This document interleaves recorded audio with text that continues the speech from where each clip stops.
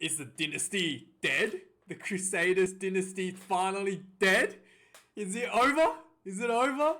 Yeah, well, whilst this was a awesome win for the Waratahs, a team that was winless in 2021, winless, not a single win last year, to come back this year to beat the Crusaders, that was really awesome. That was really good performance by the Waratahs, and the Crusaders looked like they were really out of the game in the first half, to be really frank. They made a lot of mistakes, and then the second half, the Crusaders came out swinging for the fences, only to have their own discipline hurt themselves.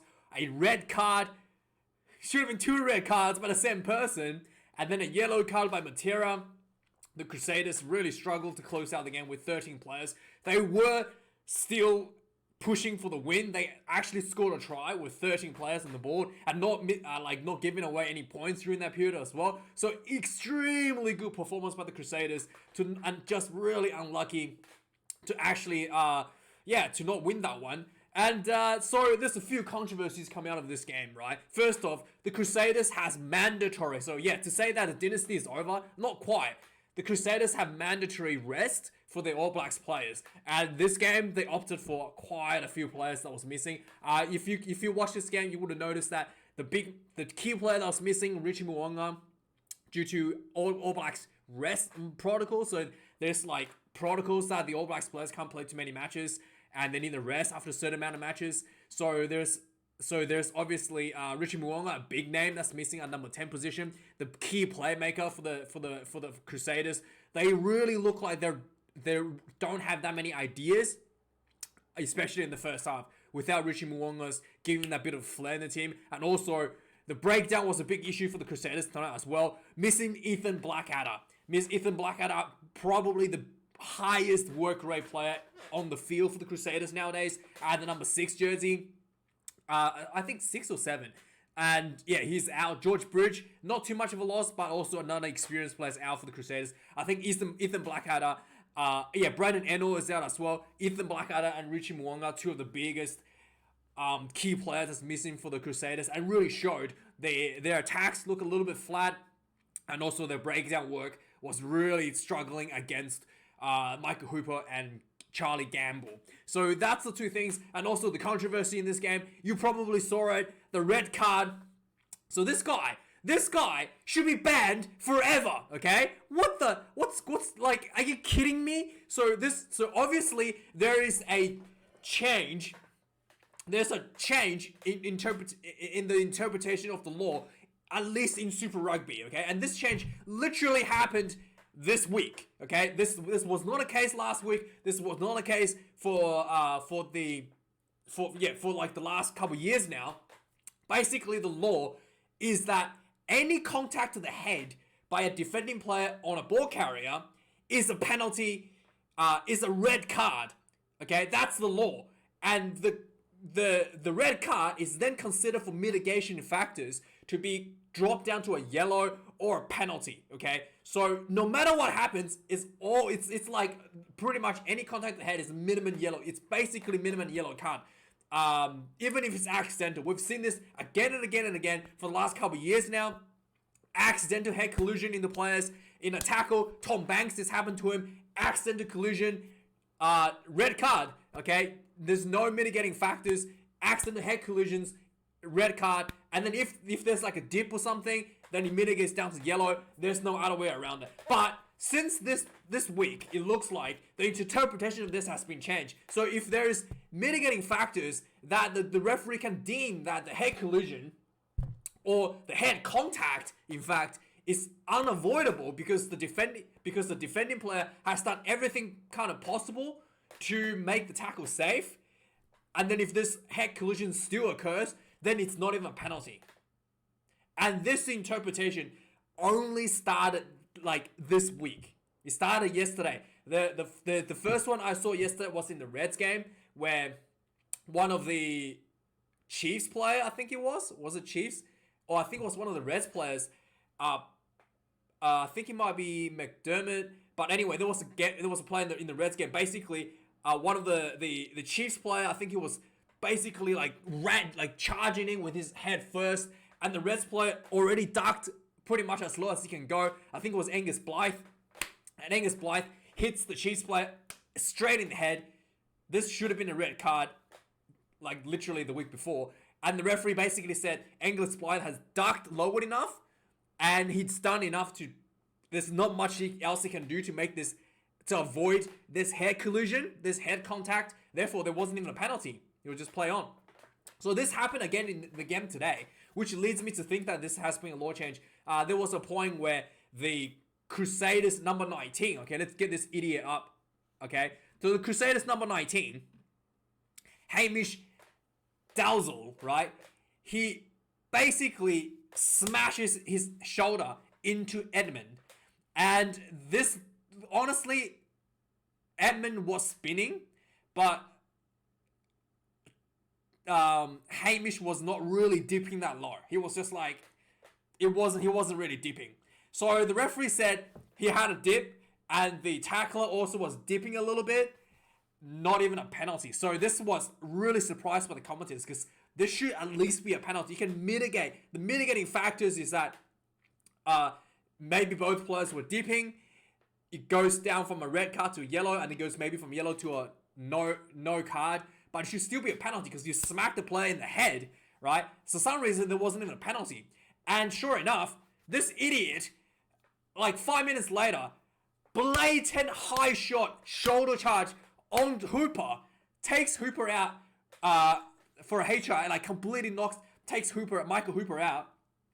This time, the referee had no choice, red card him, and that was just absolutely disgusting. Like, he should have been red carded the first time, to be very frank, because the first shot was already at least a yellow, in my opinion. And for some reason, they changed the interpretation. I don't know, like, it's just, yeah, it's really...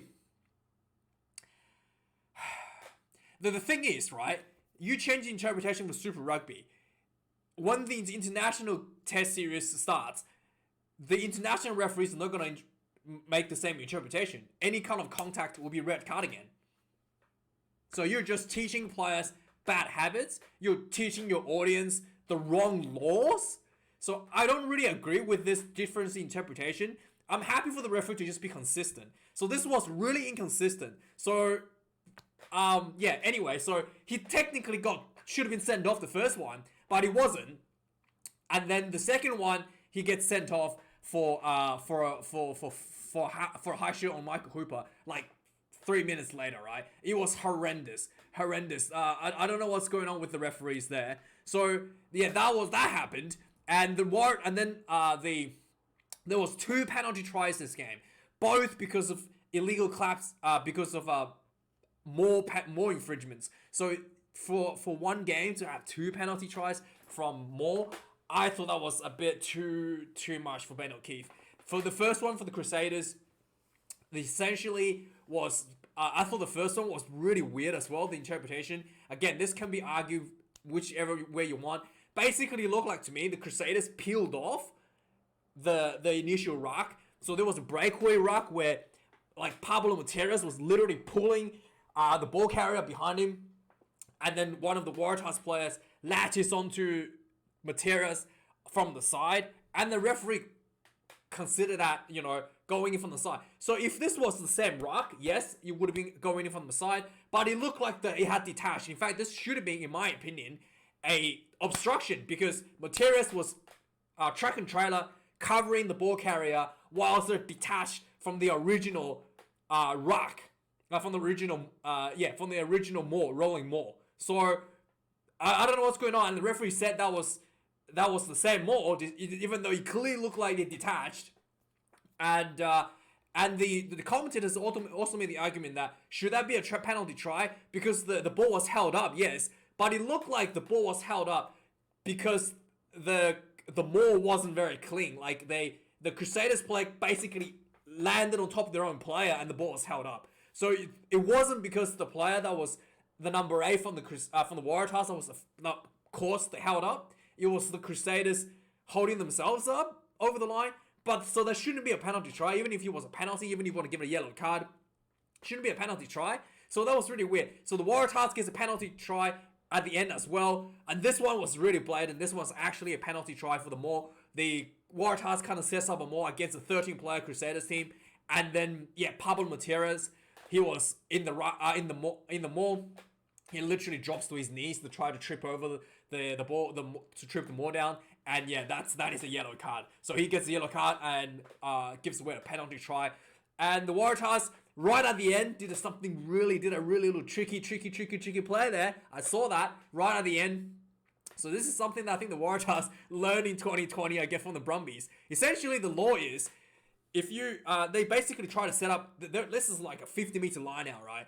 And then the clock was like, like a minute left. So the Waratahs brings the ball down. They try to set up for a line out, and the Crusaders, knowing that this was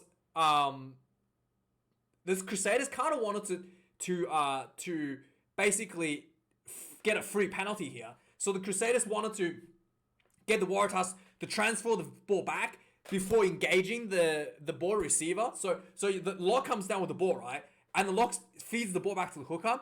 If the lock feeds the ball back to the hooker before the Crusaders players engages into the Maul, that's actually a obstruction because the ball carrier was behind another player. Do you understand? Yeah. But if the lock engages the Crusaders players and then feeds the ball back, then that's a ruck. So it's really important there. So the Waratahs held the ball, and the Crusaders kind of want to wait a second to get them to feed the ball back. And then the Crusaders, their own players messed up the timing, thought the ball had gone to the hooker, and they kind of ran in to try to sack the hooker and then the referee just goes, no, that's a penalty. The ball hasn't been fed back yet. So the Waratahs just did that. Yeah, it really got that experience from playing against the Brumbies. It looks like from the 2020s to just not feeding that ball back before the Crusaders engaged the Maul. And and the Crusaders gave away a free penalty right at the end, and the Waratahs just waited for the clock to run out, pumped the ball out of the sideline. Huge win, 24-21. So let's have a look at quick stats. The Crusaders really hurt themselves this game. So the Waratahs should not have. Once again, the Waratahs actually came out really on fire, pumped in 2 tries early in the game. The Crusaders was just giving away like really uncharacteristic mistakes. In the first half, the Crusaders had 16 missed tackles and 8 turnovers conceded. Only in the first half. So by the second half, the Crusaders turnover conceded 14 to the Waratahs 7. Waratahs only giving away 1 turnover in the first half. Okay, just to give you an idea. The missed tackle count in the first half of the Crusaders already at 16. So they only missed 6 tackles in the second half, giving away 16 missed tackles in the first half. The first half was really poor for the Crusaders. And also the Crusaders gave away 3 penalties to the Waratahs 7. And for the 7 penalties, Waratahs given away off at halftime. This was halftime. 3 of the 7 penalties given away at halftime was scrum penalties. And as you can see in the second half, the penalties only got worse for the Waratahs. 16 penalties given overall. Crusaders giving away 9 penalties overall. So the Crusaders really had that dominance in the scrummaging, but the Crusaders lineouts were awful throughout the game. Cody Taylor was just really, from being like the most informed hooker, probably best hooker in the world, top 1 or 2 from in 2020, last year in 2021, to like really poor, just basic line out, not going straight, getting the ball stolen again and again in the lineouts. It was really uncharacteristic for the Crusaders as well. So really a lot of mistakes. Missing Richie Mwonga, missing that breakdown ultimately led to the Crusaders, losing this game. So yeah, quickly recap this game. So right from the get-go, the Waratahs had a scrum set piece, just hard running, a really quick ball from a couple of really quick crash balls. The number 9, Jake Gordon, gets the ball. He comes up, sees the number 11 from the Waratahs. Let's just get his name up. Piesh. He basically threw a ball and he was just running in this nice little angle inside ball, flat hits the ball at speed, goes straight through a gap. Try 1 minute is again. I almost couldn't believe this when this happened. I was like, whoa, the Waratahs just scored against the Crusaders a minute in. You look really good. The Crusaders, defense looking like having such a defensive error there. Really, really like haven't seen before. And that wasn't not it. 9 minutes later after the try was scored, the Waratahs were still in the front foot. The Crusaders were literally just like making mistakes, letting the Waratahs into the game already. So 10 minutes into the game, another try for the Waratahs. So Waratahs were just pounding the Crusaders, pounding the Crusaders defensive line. And then there was like a rock. The ball just pops out, and the Waratahs gets the ball, quickly spreads the ball out wide. Isaiah Peresi gets the ball. He draws three defenders from the Crusaders wing, and then still able to get his one hand free. Offloads the ball to Nawa Kinatawasi, gets the ball in the wing, goes in for the second try. 10 minutes in, Waratahs are up 14 points to 0. Okay, I could not believe this. I was like, what the hell's going on? And then after that, I was like, surely the Crusaders would come back. But no, the Crusaders kept on pushing, kept on pressuring. The Crusaders really just not able to get themselves into the game. The entire first half, the Crusaders look like shell-shocked. This is something that was kind of happening to the Crusaders last game as well. They really struggled in the first half. And this game, once again, the Crusaders struggling in the first half. Not able to handle the ball. Lionel's not going straight. Cody Taylor, he probably should be dropped at this point. His performance was really, really, really poor. Only thing the Crusaders was going for them was the scrummaging. 3 scrum penalties for the Crusaders, and they were not able to really get anything other than that in their own game. On the 36th minute, just before halftime, Waratahs gets another opportunity to put a penalty on the Crusaders just before halftime. They slot this one, 17 points to 0 at halftime. Nobody was going to believe this. The Waratahs was going to be up against the Crusaders, 17 points to 0 at halftime. So, second half starts, Crusaders comes out, starting to put on a bit more pressure, still struggling a little bit. They get their first opportunity to attack the Waratahs 6 minutes into the first half. They set up a more inside the Crusaders, like I said, inside the Crusaders 22. I think it's about 5-6 meters out. Like I say, it looked like the more had the Waratahs at this point was giving a lot of repeated penalties. So Ben O'Keefe was warning the Waratahs. So the Crusaders, it looked like they has detached them all, but referee says the Waratahs number 8 came in from the side, even though it clearly looked like the more has detached. But anyway, penalty trial was given here. Crusaders hits back 7 points to 17, and also there was something really interesting I noticed at this point in the Crusaders game. David Havili, he's playing like the number 10. He was doing a lot of like tactical kicking. He was directing the traffic a lot. So he was playing almost like a second 5A out of the 12 position. Something that you see more, something that's I thought was really interesting. I thought his kicking game was not very good, but his running game still was much better than his kicking game. So, being forced to play that second 5A position, something that is kind of not the style that Havili normally plays. I thought I'd give it a pass, but I thought his kicking out of the second 5A role was not it needs a lot of work. On the 54th minute, 5 meter line out another 5 meter line out for the Crusaders, looking like they could score a try, stolen by the Waratahs. 56th minute, another 10 meter Crusaders line out. They lose the ball and get stolen again by the Waratahs. On the 58th minute,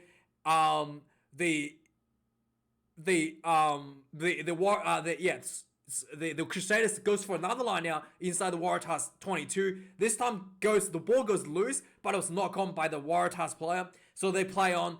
The ball goes to Havili. A hard running Havili crashes through. He makes like 10-15 meters, gets about 5 meters out on the try line. The ball comes out.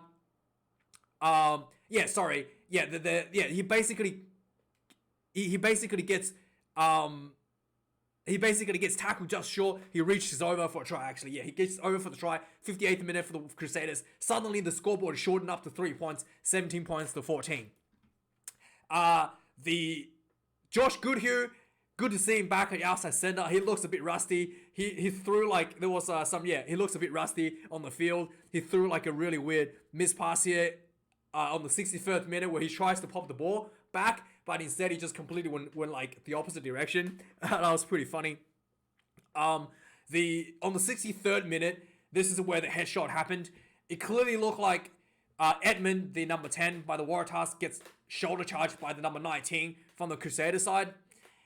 Yep, deeper interpretation of the law now. Not even a penalty. And even the commentators were baffled by this. They said not even a penalty is still, like he hit him in the head, should still be a penalty. The mitigating factors does not mitigate, but the referee says it's not a penalty anymore. The way they interpret the law is just so inconsistent, in my opinion. I'm glad to see they're trying to change the interpretations to make the game more like logical, but it's anyway. So the 3 minutes later, the same player, number 19, Hamish, let's get his name back up again. Hamish Dalzell, high shot, takes Hooper out. Hooper has to go off a HIA, did not return Michael Hooper, and he gets the red card. At this time, the entire stadium was booing him out into the car parks, okay? Literally, everyone's booing him out into the car parks. I thought he should, he's probably, I hope he gets 20 weeks span, honestly. This was just not acceptable. 2 high shots in 3 minutes. He finally gets red carded. So then the Waratahs up against 14 players, opts for a line out, goes for more. And this time, the pressure comes up. What's his name? Pablo Matera drops down to his knee to trip over the maul, to sack the maul illegally. Yeah, really, really obvious that Ben O'Keefe immediately gives a penalty try for the Waratahs, and suddenly Waratahs pulls themselves back 24-21. So with still, the Waratahs has, not 24-21, the Waratahs 24, what was the score? 24-14, okay, 24-14. So now the Waratahs is playing against 13 players with about 15 minutes left, right? 13 minutes left. Despite playing against 2 players missing, the Waratahs really look shaky. I honestly thought the Waratahs were going to lose. They were just shaking, they were panicking. They were kicking the ball away, just panic kicking the ball away with no chasing. There was a lot of missed tackles start piling up at this point, giving away a lot of penalties. This against a 13-player Crusaders. It was almost like they were scared that they were going to win the game or something. So sure enough, the Crusaders, feeling the momentum change, build the pressure. On the 73rd minute, David Havili once again gets a break. He makes a nice break in center field. Just missed tackles left and right. He gets tackled. The quick ball comes around. Pop to the big prop, Newell coming off the bench. He just pumped those big legs, crashes him through. With the help with the teammate, crashes through over the try line for the 3rd try for the Crusaders. Suddenly the scoreboard shortened back to 21-24 with about 7 minutes left in the first half. And the missed tackles continue at this point. I was honestly scared for the task. On the 78th minute, the Waratahs were just getting hammered inside their own 22. The Crusaders just looking for anything. A penalty will draw the game, go to extra time. And then Pablo Matera is back onto the field. And then it was just looking like the Waratahs are really struggling this period against 13-men Crusaders. But finally, Waratahs defends, gets a penalty on the breakdown. And that was basically a Waratahs kicks the ball out for the line out, and they did that little line out trick where they held the ball, baited the Crusader player to go commit the line out on the side, penalty, and then they waited for the clock to run out, kicked the ball out for a nice win over the Crusaders. So this was, I'm really proud of the Waratahs, to be honest. I thought, that's a huge turnaround. They were pretty poor. I think even a few weeks ago, I think it was last week or the week before, I thought they were pretty poor last week. And when Hooper came back, the Waratahs looked better again. And then it was just really inconsistent.